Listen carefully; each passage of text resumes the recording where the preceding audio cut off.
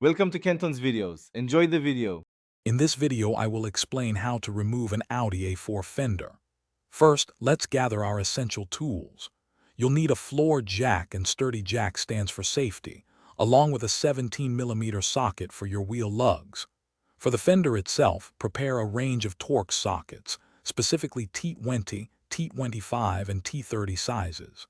A 10mm socket, a wrench extension, and a Phillips head screwdriver are also necessary. Don't forget a trim removal tool for those delicate plastic clips. With your tools ready, let's prepare the vehicle.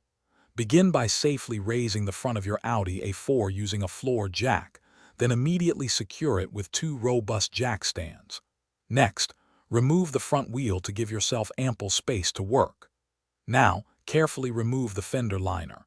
It's typically held in place by about 9 to 14 T25 Torx screws and sometimes a plastic push pin. Gently pull the liner away and take a moment to clean any accumulated dirt or debris behind it. Now, let's tackle the connections between the fender and surrounding body panels. You'll need to partially detach the front bumper. Start by removing the 3 T30 Torx screws at the top of the bumper, accessible under the hood.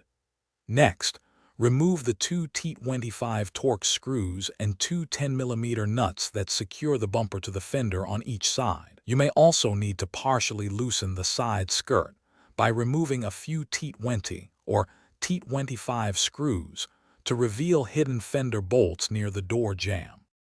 We're almost there. Now, focus on the main fender fasteners. Under the hood, you'll find about 4 T30 Torx bolts along the top edge of the fender. Open the front door to access two more T20 or T30 Torx screws located inside the door jamb, connecting the fender to the body. Before fully removing, double-check for any remaining screws at the bottom front of the fender and disconnect any side marker lights.